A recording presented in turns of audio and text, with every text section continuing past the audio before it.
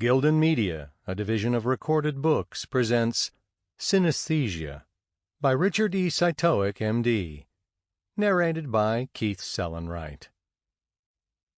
Series Forward. The MIT Press Essential Knowledge series offers accessible, concise, beautifully produced pocket-sized books on topics of current interest. Written by leading thinkers, the books in this series deliver expert overviews of subjects that range from the cultural and the historical to the scientific and the technical. In today's era of instant information gratification, we have ready access to opinions, rationalizations, and superficial descriptions. Much harder to come by is the foundational knowledge that informs a principled understanding of the world. Essential knowledge books fill that need. Synthesizing specialized subject matter for non-specialists and engaging critical topics through fundamentals, each of these compact volumes offers listeners a point of access to complex ideas. Bruce Tidder, Professor of Biological Engineering and Computer Science, Massachusetts Institute of Technology. Preface. Synesthesia holds a cautionary lesson about blind acceptance of orthodoxy and the intellectual cost of groupthink. Science has its fashions, as other fields do, times when everyone falls in step with prevailing dogma. But it also has turning points when conventional wisdom collapses and new paradigms take hold. This is what happened with the phenomenon of synesthesia. The neurological trait of coupled perceptions that first appear in childhood is an enormously popular topic now.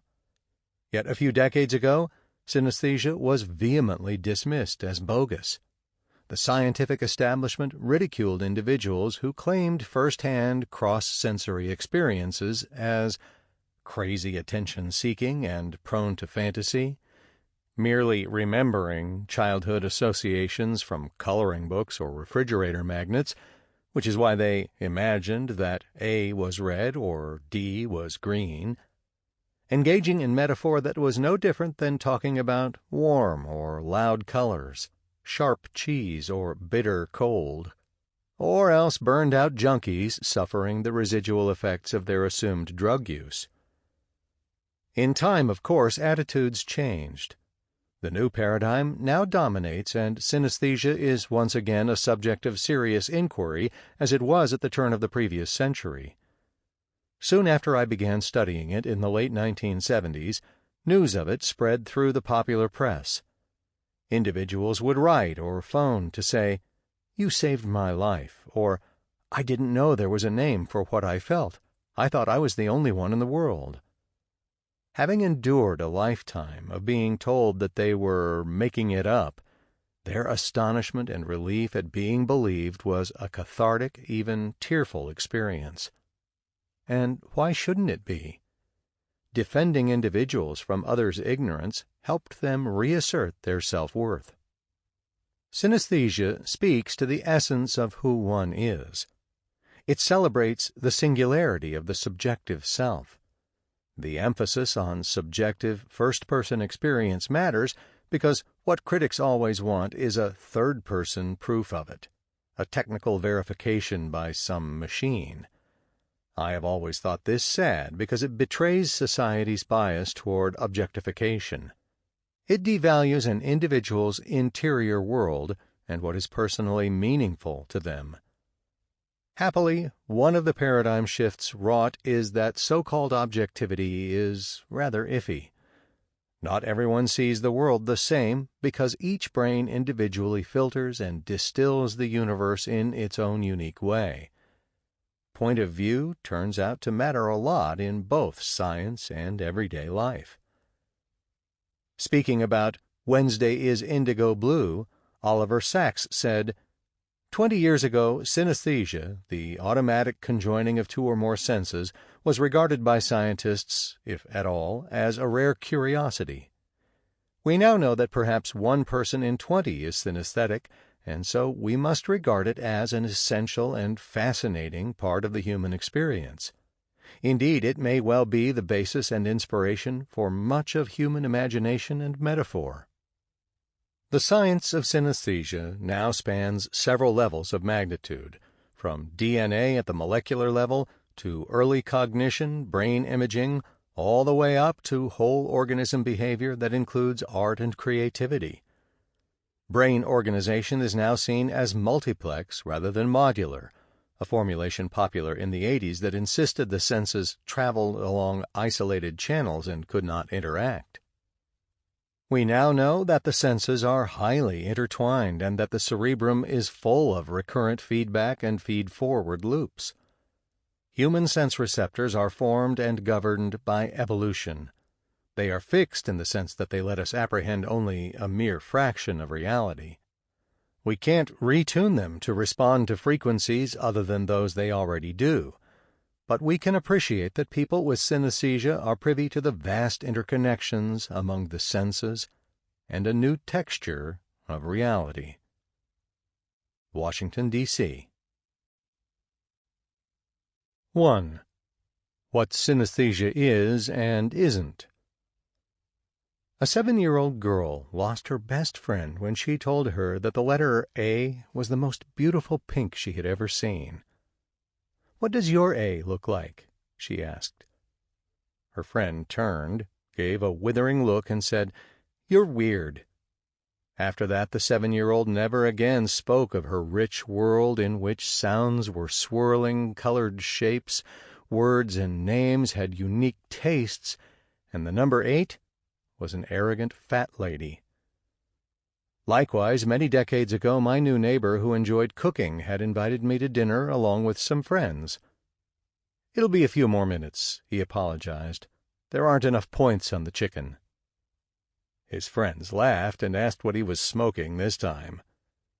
Embarrassed, my host turned to me, hoping that as a neurologist I might understand.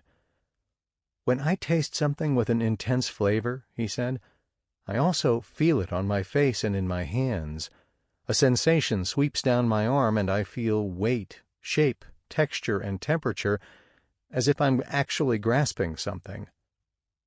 "Ah," I managed to say, trying to be polite, "you have synesthesia."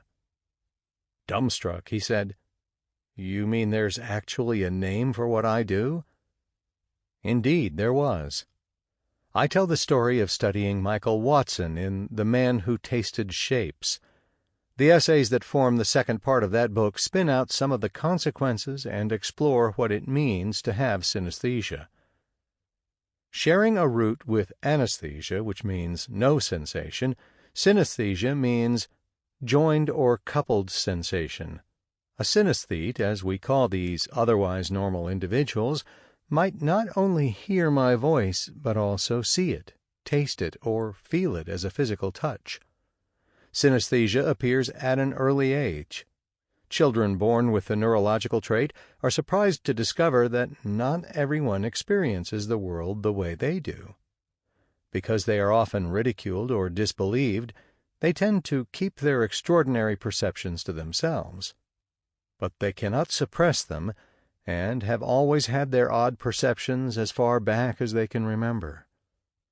I don't mean odd in the sense of abnormal, but rather that such vividly felt couplings are relatively rare.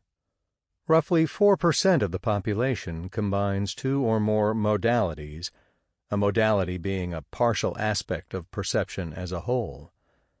While we often speak of synesthesia as a sensory coupling or cross-pairing, it is obvious that elements such as letters, words, time units, or musical keys are not strictly senses, and letters and color are both visual rather than cross-sensory.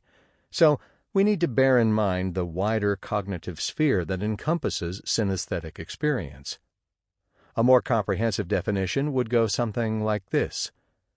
Synesthesia is a hereditary condition in which a triggering stimulus evokes the automatic, involuntary, affect-laden, and conscious perception of a sensory or conceptual property that differs from that of the trigger. Having one type of synesthesia, such as colored hearing, gives you a 50% chance of having a second, third, or fourth type. The gene or genes that underlie the perceptual trait are present in 1 in 23 individuals, making it fairly common. For comparison, 1 in 22 individuals carry the gene for cystic fibrosis, 1 in 3 carry the allele for blue eyes, and 1 in 14 for brown eyes. But the gene, and I'll use the singular term for convenience, with the understanding that multiple genes are almost certainly involved, has incomplete penetrance, meaning it is not expressed with fidelity 100% of the time. As a result, a smaller slice of the population, 1 in 90 people, exhibits some sort of overt synesthesia. Sensing days of the week as colored is the most frequent manifestation of synesthesia, followed by seeing letters, numerals, and punctuation marks as colored even though they are printed in black. We call these written elements of language graphemes. For some individuals, graphemes also have gender and personality. For Megan, 3 is athletic and sporty. H is a formidable orange toned-down woman, and the character hashtag is a beige, hard-working masculine male. For those who are not synesthetic, the current buzzword is neurotypical, a term I don't particularly like. The mere idea of a gendered or personified alphabet may be baffling, but it's a great example of what modalities are. Imagine the whole of perception being like a crystal sculpture. It breaks. The shards scatter. Think of each shard as a modality, an indivisible unit representing one aspect of perception. We are now free to reassemble the sculpture any way we like, but even if we tried to glue it back exactly the way it was, we would certainly stick together a few shards that previously didn't go together. This is how synesthesia is.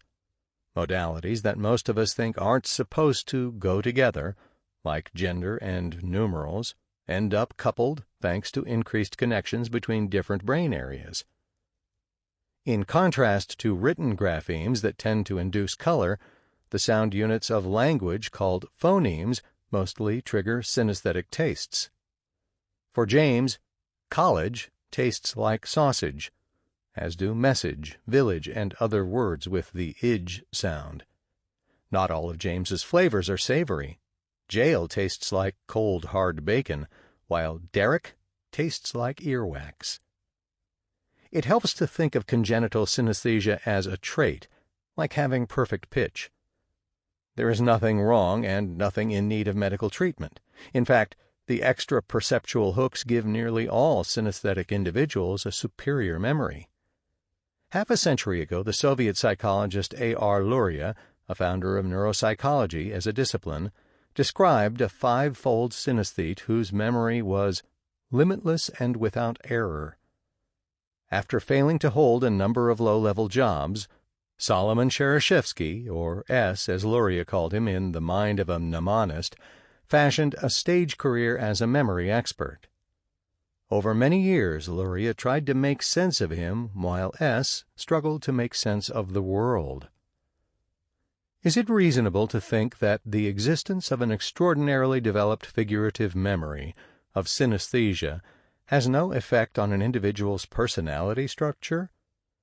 Can a person who sees everything, who cannot understand a thing unless an impression of it leaks through all his sense organs, who must feel a telephone number on the tip of his tongue before he can remember it, can he possibly develop as others do? Indeed, one would be hard put to say which was more real for him, the world of imagination in which he lived, or the world of reality in which he was but a temporary guest. The stage director Peter Brook and Marie-Hélène Etienne recently wrote a play, The Valley of Astonishment, based on this character who in one scene tells the doctor, "No one has ever believed me until now. Maybe you will understand me." For the past 4 decades, I myself have tried to understand the alluring contradiction that is synesthesia, because to understand why and how it exists is to better understand how all brains work. I call synesthesia a contradiction because it violates conventional wisdom that says the senses are separate and travel along 5 compartmentalized channels.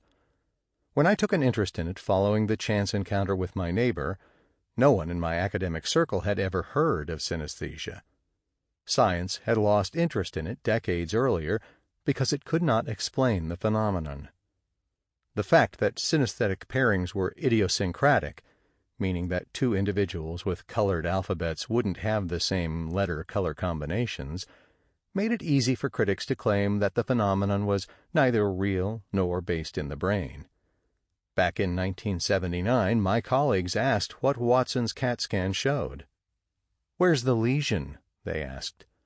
"No," I said, "he doesn't have a hole in his head, a deficit. He has something extra." "Stay away," they warned. "It's too weird, too new age. Mess with that and it's going to ruin your career." Theirs was the typical reaction of orthodoxy, no matter the discipline, which is to dismiss or deny what it can't explain. It frowns on thinking outside established boundaries. Many young scientists wrote saying how they wanted to study synesthesia for their PhD theses, or how they wished they could conduct research, but were afraid of not being taken seriously, and that doing so would damage their reputations.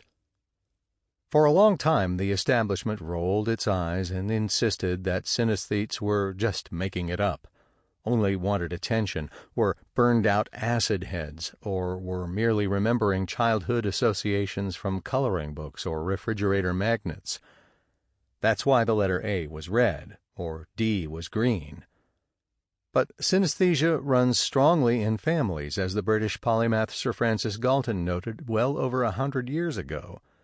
So how could childhood memories be the explanation, unless mothers were passing down the same sets of magnets? The fundamental question is how one proves that synesthesia is real rather than merely a form of vivid imagination or metaphor, such as loud color or sweet person. Such a demand for proof raises the question, real to whom? The skeptic or the person who has it? Since my earliest encounters, critics have demanded scans, pictures of the brain, as if that were the only acceptable standard. But scans ask for a third-person verification of a first-person experience, and they explain nothing. MacArthur Fellow Patricia Churchland calls brain scans not explanations of anything. Although much knowledge has arisen from the physical examination of the brain, it is proven harder to get a handle on cognition. We might turn to the 19th century polymath physician Gustav Fechner, who tried to overcome this kind of physical absolutism and whose starting point was the observation that mental worlds exist. No amount of brain imaging or physiological analysis can substitute for an introspective report. Even today's supposedly objective functional MRI scans start with the subject's state of mind. Established, far less expensive tools than scans prove that synesthesia is automatic, involuntary, and perceptual. For example, if I ask you to focus straight ahead, but project a digit in your peripheral vision, you can still make it out. But if I surround it with other digits, it then becomes invisible, a phenomenon called masking. Synesthetes likewise fail to identify the masked digit, but they say things like, "Well, it must be 7 because I see green." This implies that synesthesia occurs early in the chain of perception before we are even consciously aware of sensing anything. Visual searches also demonstrate that synesthesia is both unconscious and automatic. If I show you a matrix of 5s within which is hidden a figure made up of mirror image 2s, it will take a while to find it. But for a synesthete who sees 2s as differently colored than 5s, the embedded figure stands out. Priming is yet another approach that reveals the trait's perceptual genuineness. Assume that for a particular synesthete, 7 is yellow and 9 is blue. Asked to answer the math problem 5 plus 2 equals, while looking at an actual yellow square poses no problem because the correct answer, 7, is synesthetically congruent with the yellow square.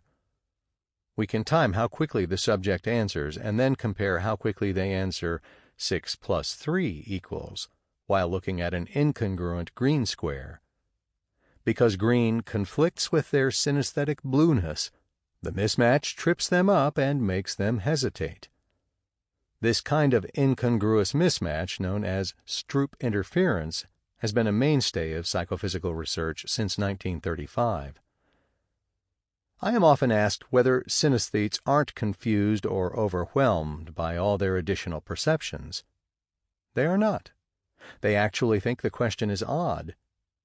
To see why, imagine a blind person saying, "Oh, you poor thing, everywhere you look, you're always seeing something. Doesn't it drive you crazy, always having to see things all the time?" Of course not, because seeing is our normal texture of reality. Synesthetes simply have a different texture of reality than the rest of us. Their multimodal perceptions feel perfectly normal because that's what they have always known. Of course, the question of why synesthetes don't get confused points to the broader, even philosophical issue of what brain mechanisms exist for deciding what among the enormous energy flux that bombards us is real, a phenomenon in the outside world, and what is not, internal and private. As a rule, synesthetic couplings operate in one direction. Sound triggers color and shape, but looking at colors does not usually induce a sound. As one might expect, there are exceptions because that's how science is. Julie Roxburgh is one such rare person whose synesthesia is bidirectional. She is a music teacher outside London who has been studied extensively by Simon Baron-Cohen to verify that her synesthesia goes in both directions. Julie sees colors when she hears sounds, and hears sounds when she looks at colors. Each color in a visual scene produces a different musical note. Simultaneous speech or environmental sounds trigger additional colored photisms of their own. The cacophony that results causes considerable distress and perceptual confusion. She copes by leading a relatively restricted life in the country and avoiding both loud colors and noisy environments. For the documentary Orange Sherbet Kisses, the BBC filmed her gamely walking in Piccadilly Circus at night while navigating its noisy traffic and blaring neon signs. Here's how she described the ordeal. "This is an area I avoid if I possibly can. Every one of my senses is being battered. I find it very difficult to keep control because I'm not quite sure whether what I'm seeing is what I'm hearing or what I'm hearing is what I'm seeing. I find it difficult to avoid the traffic, avoid the people. The lights themselves are creating sounds. There is a flashing light that also gives me a tactile sensation in my fingers. The color green of the little man on the cross sign is screaming a horrendous yellow at me. Behind that are neon lights which are shouting. It's like having nails in the back of my throat. It makes me feel frightened, tired, exhausted. I'm losing control. I don't think I can stay here very long at all." Generally speaking, the hallmarks of developmental synesthesia, as distinct from the acquired kinds that I'll talk about later, are that pairings tend to be consistent over long periods of time, are automatic and involuntary, perceptual rather than imagistic, consciously experienced, manifest at a very early age, and are not due to any brain pathology. For example, 4% of temporal lobe seizures involve synesthesia, and about 9% of LSD and mescal ingestions result in it. I have lost count of how many musicians have written asking me for the translation code between color and musical notes so that they could write colored music. Sorry to disappoint, but it doesn't work that way. In 1912, the painter Vasily Kandinsky, whose actual synesthesia coupled 4 senses, published Concerning the Spiritual in Art. In it, he tried to establish a universal translation algorithm among the senses. He failed because, as I noted above, synesthetic pairings are idiosyncratic rather than universal. This has not stopped what I call deliberate contrivances by creative individuals who are not synesthetic, but who are taken with the idea of synesthesia. Sir Arthur Bliss wrote his Color Symphony, and Alexander Scriabin his tone poem Prometheus, that featured a mute color organ that projected lighting effects above the orchestra. Color organs go back centuries, according to scholarship by Kenneth Peacock and Jurg Javansky. Georgia O'Keeffe titled several paintings Music, Pink and Blue. In poetry and literature, the word synesthesia often refers to a literary trope or metaphor. Some educational programs call themselves synesthetic, when what they wish to imply is that their methods are holistic and multidimensional. And, of course, there is Walt Disney's Fantasia, built on the idea of sound-to-sight correspondences. Advances in color film and recorded sound from the 1930s onward allowed exiled German artists such as Oskar Fischinger, 1900 to 1967, to escape the limitations of static painting and set abstraction in motion. Hand-painting film frames enabled him to fashion elaborate sequences of geometric shapes that transformed themselves in time to a synchronized soundtrack. Whereas Fischinger claimed to aim only for the highest ideals, not thinking in terms of money or to please the masses, Walt Disney, for whom Fischinger worked for a time, said, "Everything that has been done in the past on this kind of stuff has been cubes and different shapes moving around to music. If we can go a little further here, the thing will be a great hit." Disney's optimism led to Fantasia, to which Fischinger contributed the animated opening of Bach's Toccata and Fugue in D minor. He later quit over artistic conditions that he felt stifled his creativity. Despite Fantasia's poor box office in 1940, history judged the film to be a classic. The Soviet filmmaker Sergei Eisenstein hand-colored frames to establish an overall color wash that would, he hoped, reflect the mood of a particular scene. Psychedelia, laserama, odorama, and digital media all followed and pretty much flopped. The Wizard of Oz, 1939, used color tinting to somewhat better effect in the scene A Horse of a Different Color at Emerald City. Decades later, the American Optical Society developed the Todd AO process to tint the musical numbers in South Pacific, 1958. The Bali High set piece glows in magenta, but the optical gimmick didn't find adherents. While none of these creative achievements is perceptual synesthesia, all still draw on an implicit understanding that equivalent associations exist among different dimensions of sensation. This is why we can speak today of synesthesia as a multidimensional spectrum in which the upper end prototypes are perceptual synesthesias, such as colored hearing, phoneme tastes, and number forms. At the low end of the spectrum are conventional metaphor and perceptual similarities, such as warm and cool colors. Occupying intermediate levels are experiences like goosebumps, empathic pain, imagery inspired by music or an aroma, hypnagogic hallucinations, and Proustian memories evoked by a sensory episode. 2. A brief 200-year history. There is no reason to think that synesthesia hasn't existed throughout all of human history. We just don't have adequate records to make a reliable determination.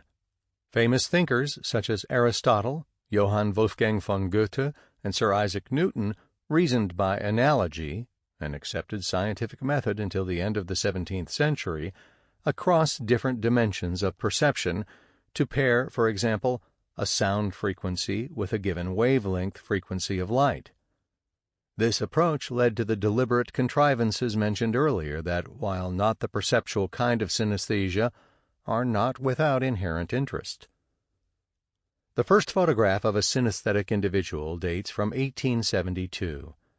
It is of 8-year-old Ellen Emerson, daughter of Ralph Waldo Emerson.